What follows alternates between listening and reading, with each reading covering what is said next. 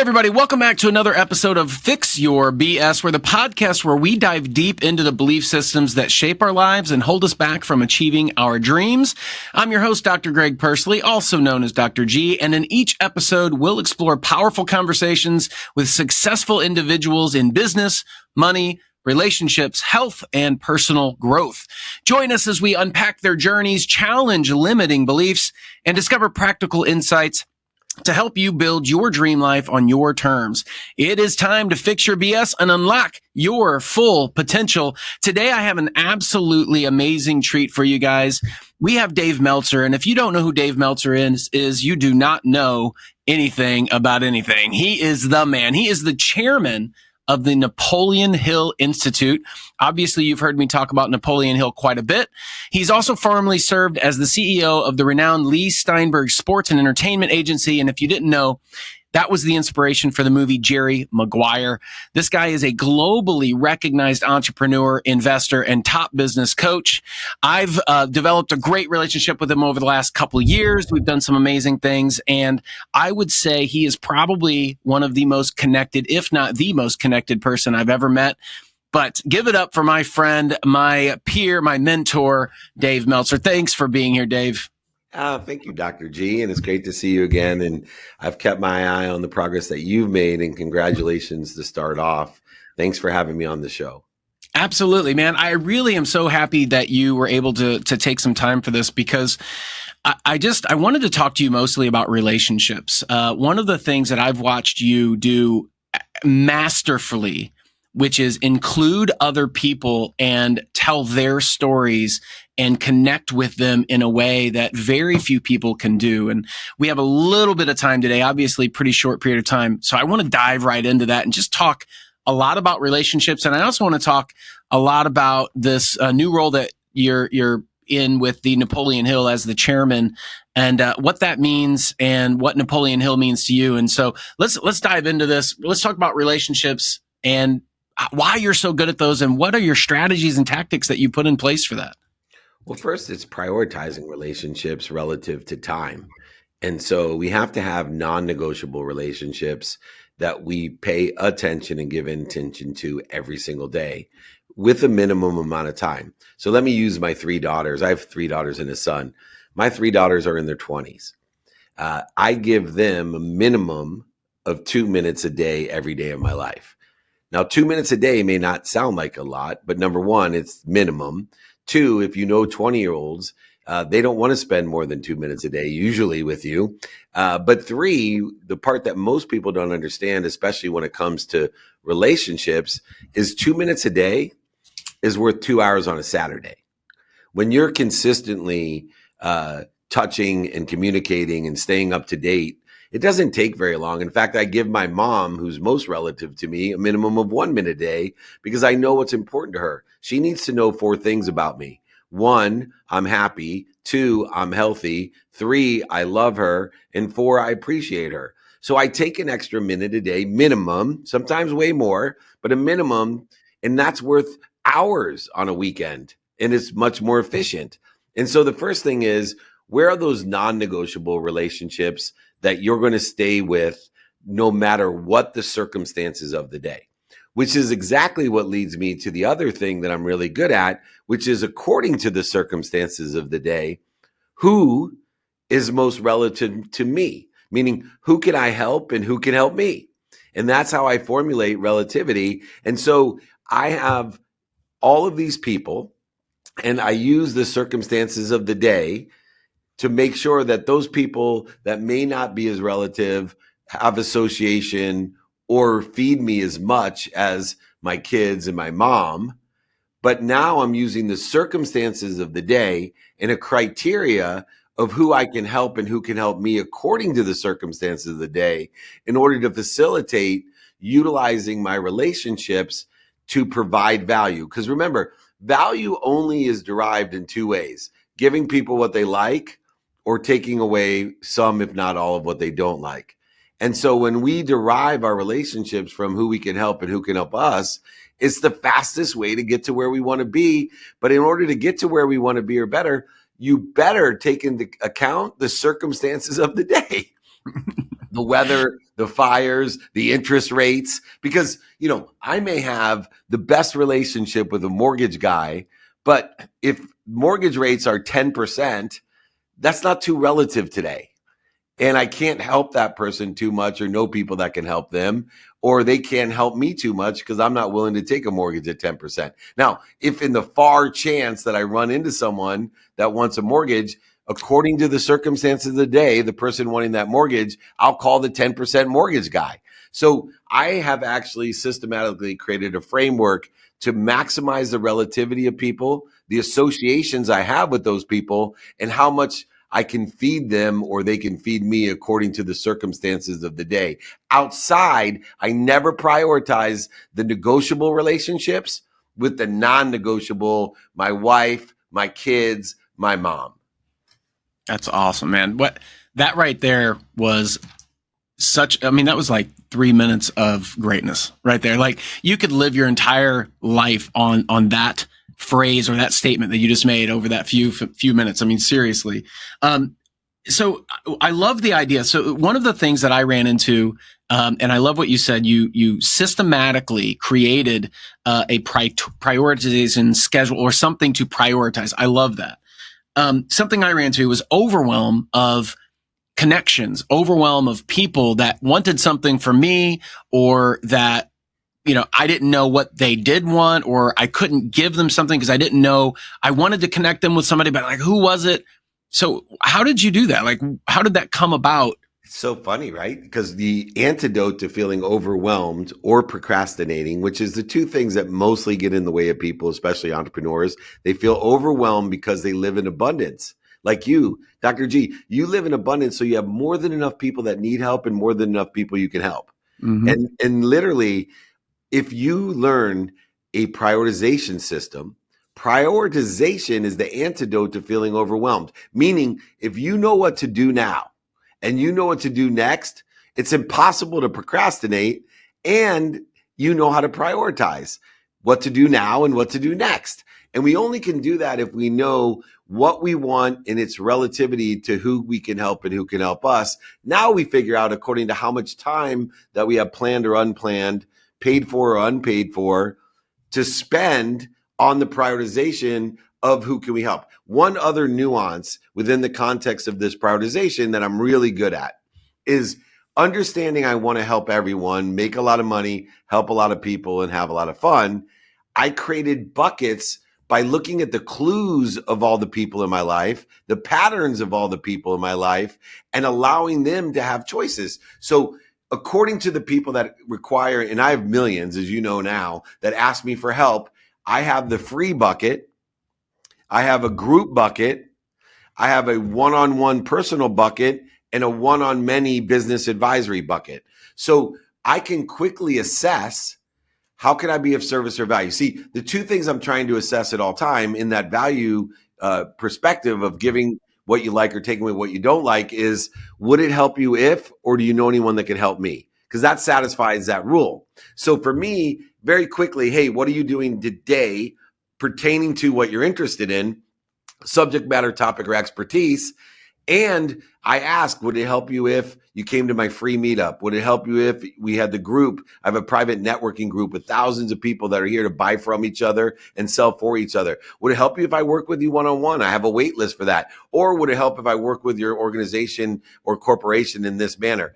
And I also always ask, which grows my community, do you know anyone that can help me? I'm looking for more people to help for free, that'll read my book, that'll join my group, that'll work personally one-on-one or as a company, as a business advisor. Do you know anyone that can help me? And slowly but surely, my community exponentially grows, because not only people are joining for me, they're selling people to join for me. And that community grows and grows and grows. I'll tell you a quick story that really struck me. I've never seen this before. I've been to a lot of events, and I've been to a lot of speaking engagements where I was the keynote or I was listening, and I've been to online and done a lot of things like that. Well, when we were recording Office Hours, this was a year and a half ago or so, in Vegas, and that we had this awesome studio, which was an amazing experience. You did a great job of setting that up. Your team was amazing. And you had guys standing out front, handing out your book as people walked by. And I remember there was a little table, two stools out in the front of it. I'm sitting there watching this and I'm just like, this guy's just handing out his book. No, it didn't need anything from anybody. Just like, I'm here to serve. I'm here to give. And I love that you lead with how can I be of service, which is why you've grown to, your network's so big and so amazing, is because people know he's not here to take, he's here to give.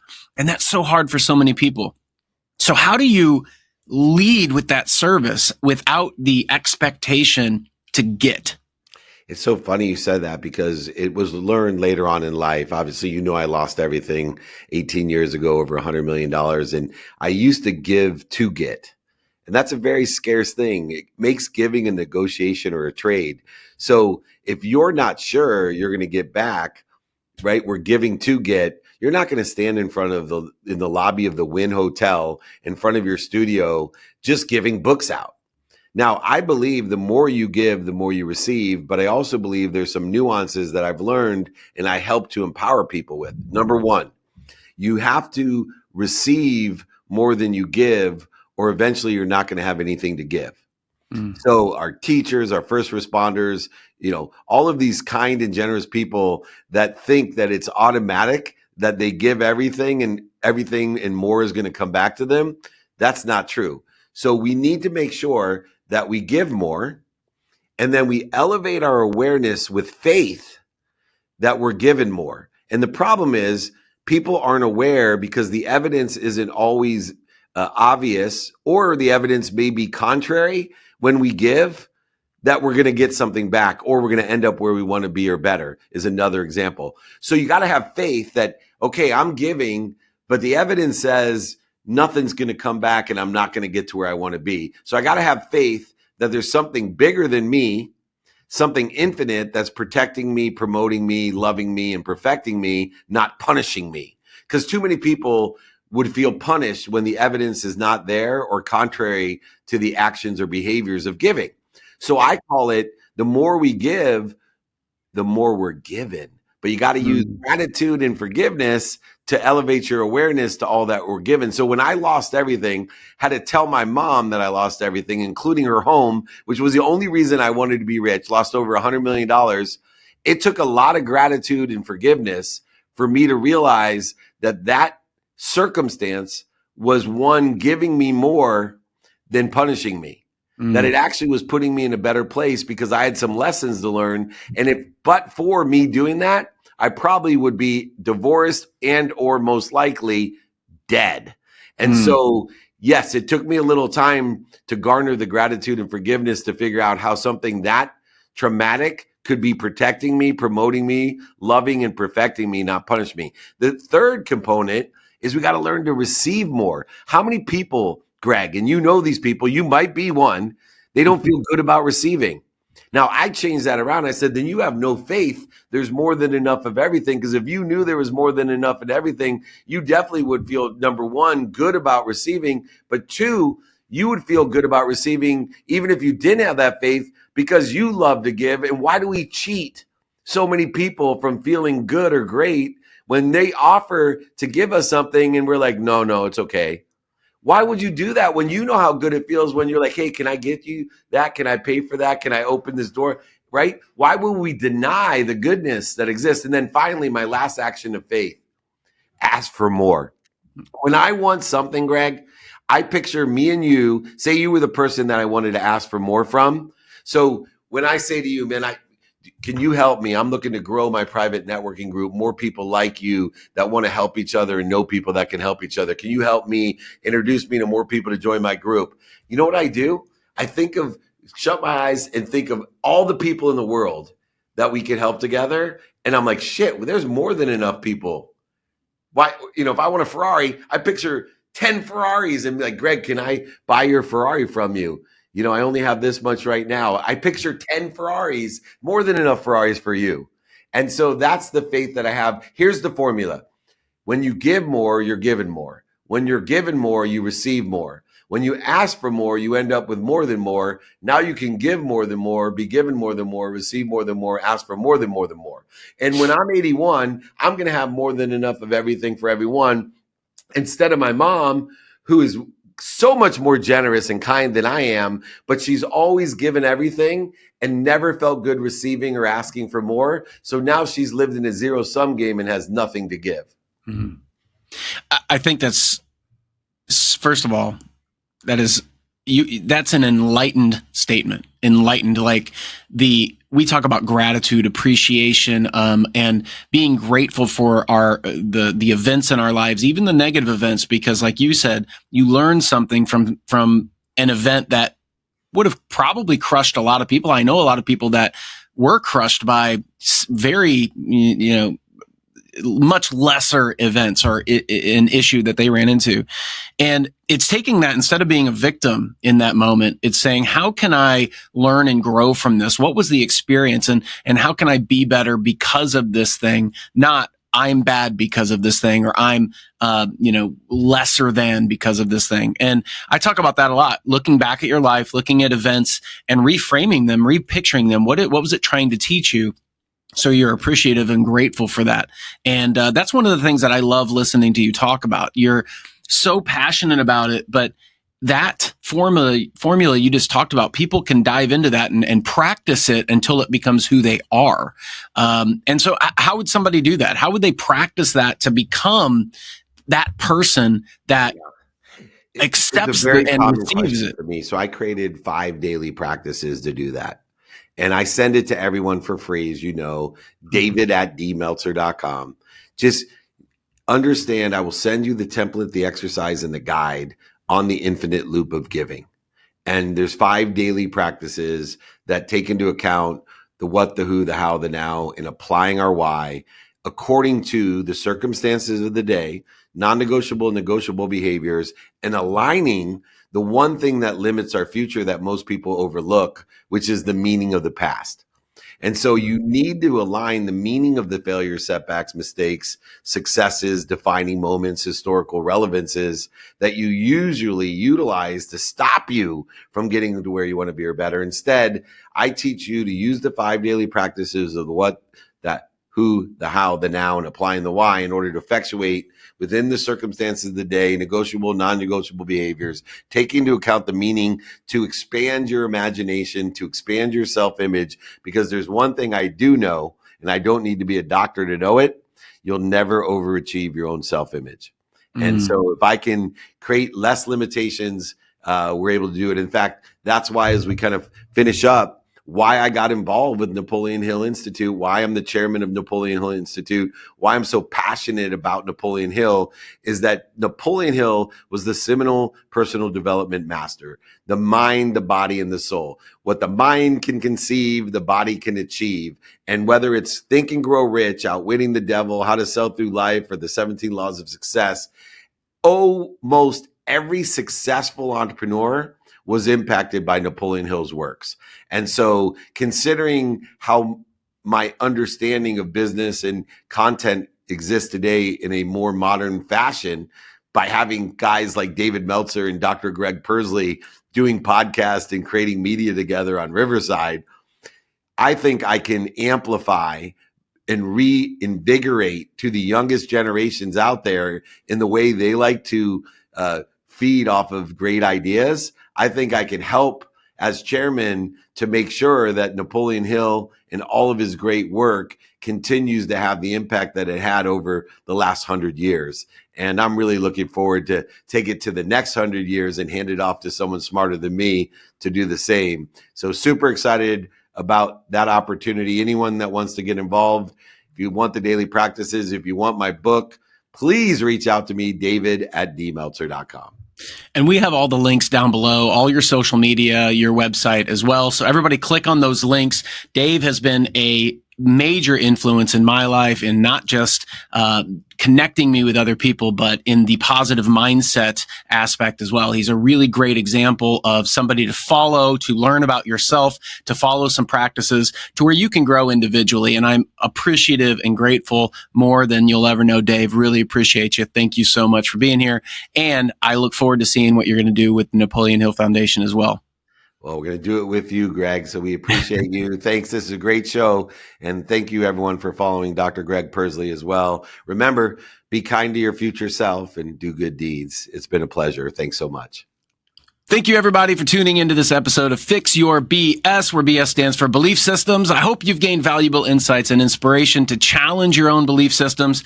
If you're ready to take the next steps and join the Fix Your BS community dedicated to your personal transformation, check out my coaching group by clicking the link in the description, as well as Dave's links in the descriptions as well. We will work together to build your dream life. Remember, the only thing standing between you and your goals are your beliefs and your actions. So let's fix them. Until next time, keep believing in yourself. And as always, I'm here to help you fix your BS.